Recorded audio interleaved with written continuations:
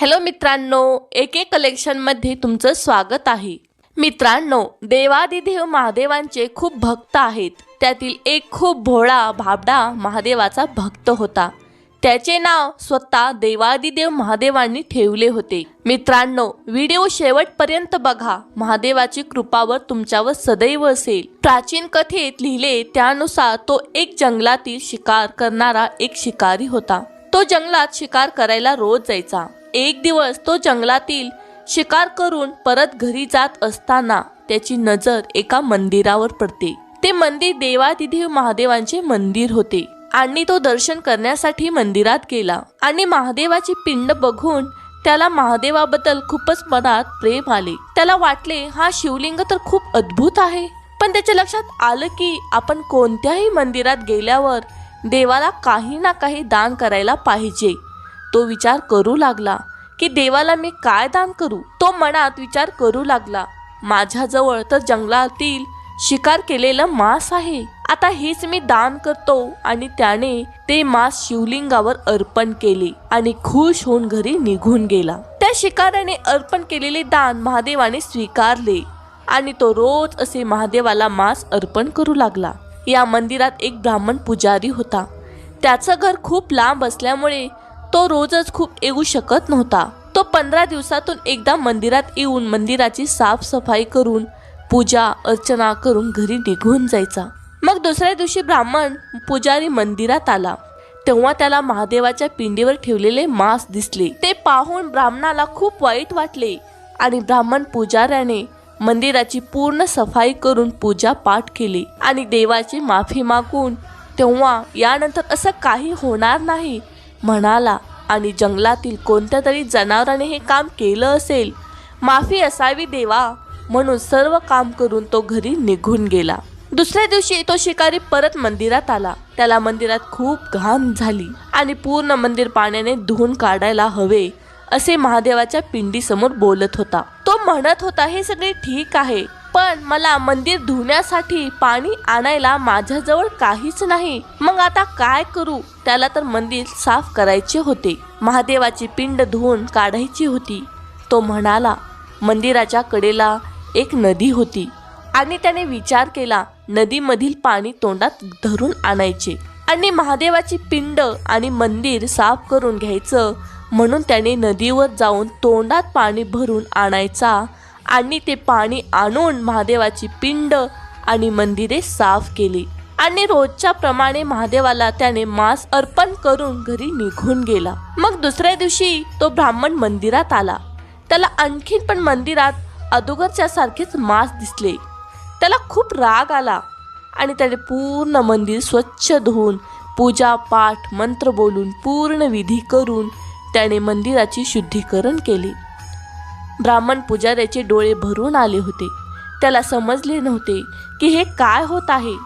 तेव्हा ब्राह्मण पुजाऱ्याने देवाला हात जोडून विचारले, हे देवादिदेव महादेव, तुम्ही एवढा अपमान सहन कसा काय करताय, मला याचे उत्तर द्या म्हणून देवाला त्यांनी नमस्कार केला। संध्याकाळी ब्राह्मण झोपेत असताना ब्राह्मणाच्या स्वप्नात देवादिदेव महादेव आले आणि म्हणाले, हे माझ्या भक्ता, तुला तुझ्या प्रत्येक प्रश्नाचे उत्तर मंदिरात कळेल आणि तो मंदिरात येऊन गुपचूप पाहू शकतोस। तुझ्या मनात चालू असलेल्या प्रत्येक प्रश्नाचे उत्तर तुला मिळेल।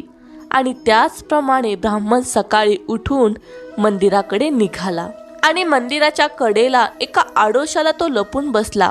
थोड्याच वेळात तो महादेवाचा भक्त शिकारी तेथे आला आणि मंदिरात आल्यावर त्याने पाहिले की महादेवाला काल ठेवलेला नैवेद्य देवाने स्वीकार केलेला नव्हता। ते पाहून शिकाऱ्याच्या डोळ्यात पाणी आले आणि तो महादेवाला म्हणू लागला की हे देवा महादेव, तुम्ही मी ठेवलेला रोज नैवेद्य स्वीकार करता आणि माझ्याकडून अशी काय चूक झाली की तुम्ही माझा नैवेद्य स्वीकार केला नाही। म्हणून उत्तम महादेवाच्या पिंडीवर डोकं ठेवून रडू लागला। तेवढ्यात त्याला दिसले की महादेवाच्या डाव्या डोळ्यातून रक्त येत आहे। ते पाहून शिकाऱ्याला काय करावे समजत नव्हते आणि त्याने जंगलात जाऊन जडीबुटी जमा करून त्याचा रस आणून महादेवाच्या डोळ्याला लावला आणि थोड्या वेळाने त्यातून आणखीन जास्त रक्त वाहू लागले। ते पाहून शिकारीला धक्का बसला आणि त्याने आपला एक डोळा काढून महादेवाच्या पिंडीला लावायचा, म्हणून त्यांनी आपल्या जवळ असलेल्या सामानाने त्याचा एक डोळा काढून महादेवाच्या पिंडीला अर्पण केला। तेव्हा डोळ्यातील रक्त कमी झाले। ते ब्राह्मण पुजारी मंदिराच्या आडोशाला थांबून हे सर्व पाहत होता। तेव्हाच महादेवाच्या दुसऱ्या बाजूने वाहू लागले। आता शिकाऱ्याला काय करायचं समजत नव्हते। तो म्हणू लागला की देवा, एक तरी डोळा अर्पण केला आहे आणि जरी मी माझा दुसरा डोळा अर्पण केला तर मला महादेवाचे दर्शन करता येणार नाही। पण त्याला महादेवाच्या डोळ्यातून रक्त वाहू लागले। सहन होत नव्हते, म्हणून त्याने आपला दुसरा डोळा काढून लावायचे म्हणून ठरवले। पण माझा एक तरी डोळा काढलेला आहे आणि पाहण्यासाठी मला एकच डोळा आहे। मग आता दुसरा डोळा काढल्यावर मी महादेवाच्या डोळ्याच्या ठिकाणी कसा काय ठेवणार? म्हणून त्याने महादेवाच्या पिंडीवर आपला डोळ्याच्या ठिकाणी पाय ठेवला। आपला दुसरा डोळा काढून महादेवाच्या पिंडीवर लावायला लागला। तेवढ्यात ब्राह्मण पुजारी पळत पळत येतो आणि देवाच्या पुढे लोटांगण घेऊन म्हणतो, हे देवा, आदिदेव महादेव, तुमची लीला अपार आहे।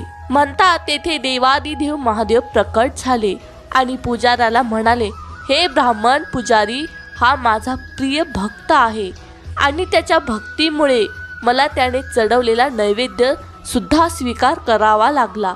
मी भक्तांच्या भक्तीमध्ये बघून जातो, मला हे याच्या अपार भक्तीमुळे स्वीकार करावे लागले। मग तो शिकारी म्हणू लागला, हे देवादिदेव महादेव, मला खूप आनंद झाला, तुम्ही प्रकट झाला, मी धन्य आहे म्हणून लागला। आणि देवादिदेव महादेवाने या शिकाऱ्याला आपली डोळे परत केले। त्याच्या डोळ्यात परत दिसू लागले आणि तो महादेवाच्या पायी लोटांगण घेतले। देवादिदेव महादेवांनी त्यांचं नाव कण्वा ज्ञानार असे ठेवले आणि या परिसरात तुला सगळेच या नावाने जन्मोजन्मी ओळखते म्हणू लागले। मित्रांनो, असा एक देवादिदेव महादेवाचा भक्त होता।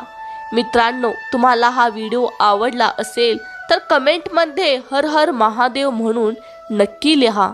महादेवाची कृपा तुमच्या सदैव असेल आणि मित्रांनो, चॅनलला सबस्क्राईब करून ठेवा, असेच नवनवीन व्हिडिओ तुम्हाला पाहण्यासाठी मिळतील। धन्यवाद मित्रांनो।